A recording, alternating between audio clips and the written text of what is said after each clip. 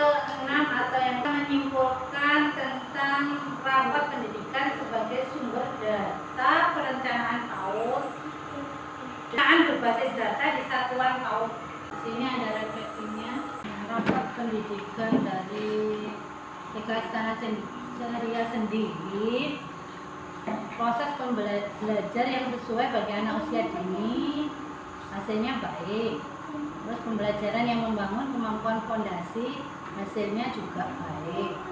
Cuman di sini ada yang masih sedang, yaitu pada kemitraan dengan orang tua. Jadi yang menjadi kemitraan mungkin tuan yang paling pokok lebih dahulu daripada kebutuhan tambahan dengan melibatkan seluruh pendapat berdasarkan kesepakatan seluruh warga sekolah. Jadi di sini bagaimana kita akan melakukan perencanaan program selama ini untuk satuan pendidikan kita. Tentunya kita akan mengutamakan kebutuhan pokok di dalam satuan pendidikan.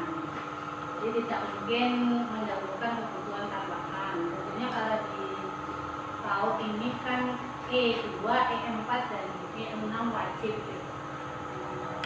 dalam rapat pendidikan. Tentunya peningkatannya nanti dari Sulinjar ya. Jadi masih banyak juga kita di sana, katanya buku cerita tadi masih kurang. Tentu saja kita menyesuaikan dengan anggaran dana yang masuk. Namun saya buat 2 kali perencanaan dan 1 paket untuk TKB.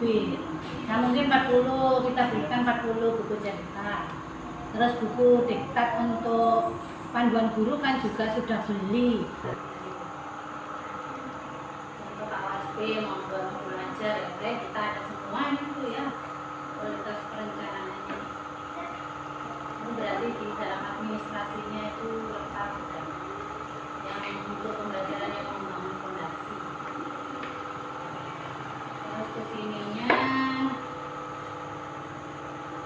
rekomendasi PDB TK Istana Ceria.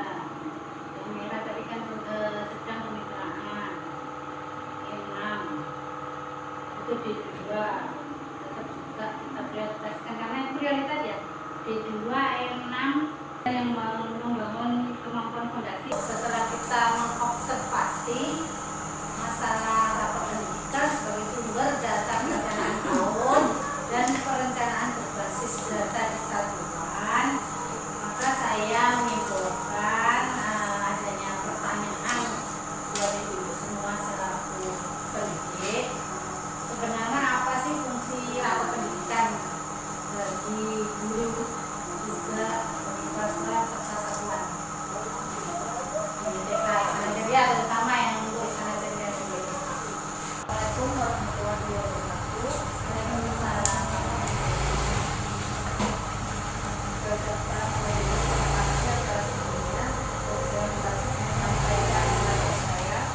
kalau menurut saya fungsi dari rapat pendidikan itu sebagai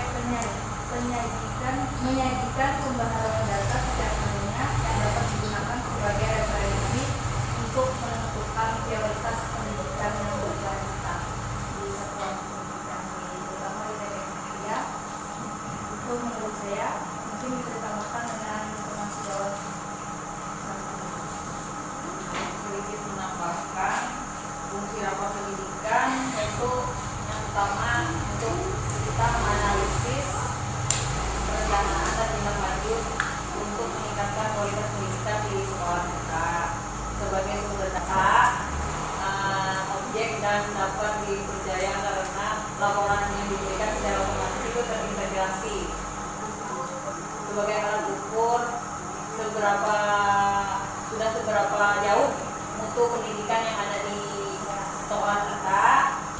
Jadi dari situ kita bisa memperbaiki yang kurang, mempertahankan yang sudah baik, dan bisa juga meningkatkan kualitas. Jadi latar belakang dari perencanaan basis data dengan menganalisis kebutuhan satuan tadi, kita itu kan punya kelemahan pasti, punya kekurangan dan kebutuhan pokok, ya enggak?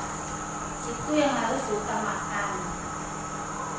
Pola untuk memutuskan mana yang penting, yang harus anggarkan, yang harus kita akaskan gitu. Jadi kan ada hal-hal yang ada hal-hal tambahan, bahkan apa kebutuhan yang melibatkan dalam perencanaan. Kadang-kadang kegiatan Ya, itu semacam kayak pengalaman kita, kemudian bacaan kita harusnya ini, tapi kadang kita lakukan. akhirnya kan memang volumenya kurang gitu ya. Terus ini kan juga berdasarkan sulinjar kita, pendapat kita masing-masing guru kan tentunya berbeda, tidak sama. Kita di rapor tahun ini kan di kemitraan, mungkin jadwal daripada kemitraan itu belum rutin, dan kadang-kadang sesuai momen kita mengadakan kegiatan parenting itu tidak setiap bulan gitu. Rapat pendidikannya lebih bagus lagi. Ini kan untuk koreksi aja dulu. Ya.